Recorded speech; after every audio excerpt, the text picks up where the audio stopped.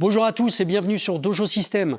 Donc pour aujourd'hui, je vais vous montrer 4 méthodes pour attacher sa ceinture de judo ou de jiu-jitsu correctement. On verra de la première méthode la plus facile et la plus classique à la dernière qui risque de vous surprendre, donc restez bien jusqu'au bout. 4 méthodes, on y va avec la première, c'est parti.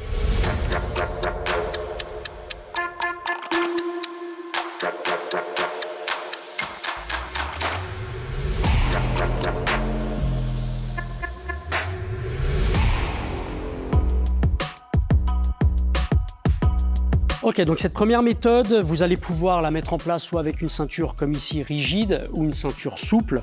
Alors dans un premier temps, ce que je vais faire, c'est que je vais la plier en deux pour trouver le centre de ma ceinture. Donc je la plie en deux, je joins les deux extrémités. Ici, je sais que ce sera donc mon milieu de ceinture. Ok, je vais rabattre ma veste. Pour rabattre la veste correctement, j'ai le pan de veste sur lequel je vais avoir soit le logo ici, soit le logo en bas de la veste qui va revenir par au-dessus. Ça sera toujours le pan de veste qui est du côté gauche qui va revenir coiffer le côté droit. Ça marche, donc ici je suis bien centré. Je vais maintenant placer le milieu de ma ceinture sur mon nombril, ici, et je vais donc croiser derrière, revenir devant. Normalement jusqu'ici j'ai mes deux bouts de ceinture qui sont exactement à la même longueur. Je vais pouvoir croiser devant ici pour faire un X, dessiner un X. Voilà, je centre ici un petit peu toute ma ceinture pour qu'elle soit uniforme. Je passe la ceinture ici qui est au-dessus et qui passe vers le bas. Je vais la rentrer à l'intérieur, je passe derrière mes deux bouts de ceinture ici. Je fais un premier petit serrage, voilà. Et à partir de là, je vais venir croiser et refaire un deuxième nœud en prenant soin de bien tourner les lettrages, si vous avez du lettrage sur la ceinture, pour que ce soit visible de l'extérieur, pour que ce soit plus propre ici, et je vais serrer pour avoir un nœud de ceinture sur cette première méthode. Voilà. Ok, donc sur cette seconde méthode, je vais vous montrer le même résultat que sur la première, sauf que on va éviter de croiser dans le dos. Donc on va dire que cette deuxième méthode sera réservée un peu plus pour les ceintures rigides comme celle-là. La première est très bien pour les ceintures souples et pour les débutants. Mais voilà, on évite de croiser dans le dos simplement avec les ceintures rigides parce que avoir une croix dans le dos avec cette ceinture-là, à force de chuter, ça peut faire mal au lombaire. Voilà. Donc je vais vous montrer cette méthode-là tout de suite. On va revenir croiser son pan de veste gauche par-dessus le droit, comme tout à l'heure.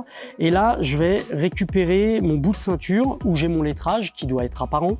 Je vais venir le caler comme ça sur mon ventre. Donc bout de ceinture sur le ventre. Et là, maintenant, je vais faire un tour complet. Un tour complet. En prenant soin de bien passer sur mon premier passage de ceinture. Et je devrais me retrouver dans cette situation-là. Donc j'ai mon bout de ceinture ici, je vais ressortir mon premier bout de ceinture, qui est donc en dessous, ok. Et là je me retrouve dans la situation de tout à l'heure, sur ma méthode 1, où la première, ce bout de ceinture-là, qui descend vers le bas, va passer en dessous, ici, pour faire un premier serrage. Ok. Ensuite, je vais pouvoir faire un deuxième nœud ici. Je prends soin de bien tourner mes bouts de ceinture pour que le lettrage soit apparent et pas vers l'intérieur. Voilà, j'ajuste un petit peu. Et là, je me retrouve avec un beau nœud de ceinture, en tout cas comme la première méthode, sans avoir croisé dans le dos. Allez, méthode 3, on va compliquer un petit peu, mais ça reste un petit peu comme la méthode 2. Je reprends donc ma méthode 2 où je vais placer sur le ventre la ceinture avec le lettrage apparent. Je fais un tour complet. Je prends bien soin de passer sur mon premier passage, justement, que ma ceinture soit bien alignée. Voilà. Et là, je vais ressortir ce bout de ceinture-là. Ok. Je passe en dessous comme la méthode 2 et je devrais me retrouver là. Voilà, là on va imaginer que cette méthode 3, ça peut être pour ceux qui ont des ceintures un petit peu plus longues.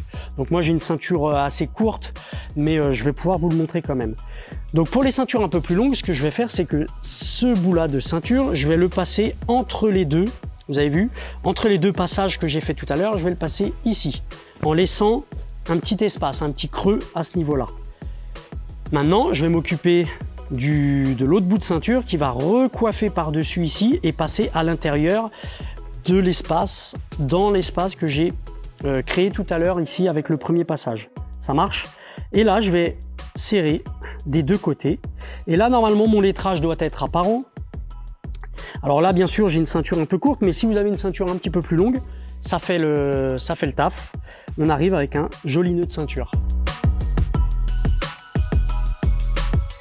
Allez, je vous montre une petite variante de la méthode 3. Quand je suis donc arrivé là, je vais repartir sur la méthode 3 qui était de faire un petit pont ici, un petit tunnel même. Je vais reprendre donc la ceinture qui était vers le bas ici, je la repasse à l'intérieur et au lieu de sortir là, regardez, je vais passer entre ma ceinture. Donc là, ça va serrer encore un petit peu plus fort. Je vais repasser ici, d'accord? Et à partir de là, mon nœud de ceinture est bien centré. Je vérifie, je peux faire un bon serrage là. Voilà, et ça, c'est un nœud de ceinture qui ne bougera pas. Allez, sur cette quatrième méthode, donc c'est une petite fioriture, c'est vraiment pour se la raconter un petit peu devant les copains au dojo. Je vais repartir sur les mêmes bases que tout à l'heure. Donc déjà, je croise ma veste comme on en a l'habitude maintenant. Je croise ma ceinture, en tout cas je plie en deux ma ceinture pour avoir le milieu comme les autres méthodes d'avant. Et ici, ce qui va changer, c'est que je vais partir du dos. Donc dans mon dos, je vais faire sortir de mon côté droit la ceinture qui est pliée. Ok, et de mon côté gauche, je me retrouve donc avec les deux brins de ceinture qui me restent. Si j'ai du lettrage, je fais attention qu'il soit bien apparent à ce niveau-là, qu'il soit devant. Et là maintenant, je vais engager les brins de ceinture à l'intérieur, ici dans la fente. Je réajuste pour avoir, ici ce sera mon nœud de ceinture, donc il faut qu'il soit bien au niveau du nombril. Donc je réajuste un petit peu la ceinture pour que ça se retrouve à ce niveau-là. Et là, je vais séparer les brins. Le brin qui est vers le bas, ici descendant, va passer à l'intérieur. Du coup, le brin qui était descendant est maintenant montant. Ça marche, et l'autre est descendant.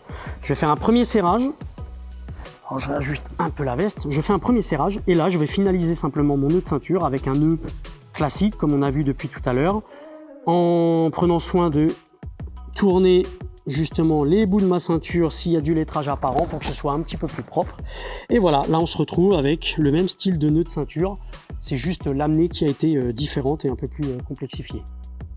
Cette vidéo est maintenant terminée, j'espère que ça t'a plu et que tu as appris pas mal de choses. Alors si c'est le cas, n'hésite pas à mettre un petit pouce bleu, ça fait toujours plaisir. Et n'hésite pas à mettre dans les commentaires ta méthode favorite pour attacher ta ceinture. Je vous souhaite une bonne continuation, un bon training, à bientôt pour de prochaines vidéos.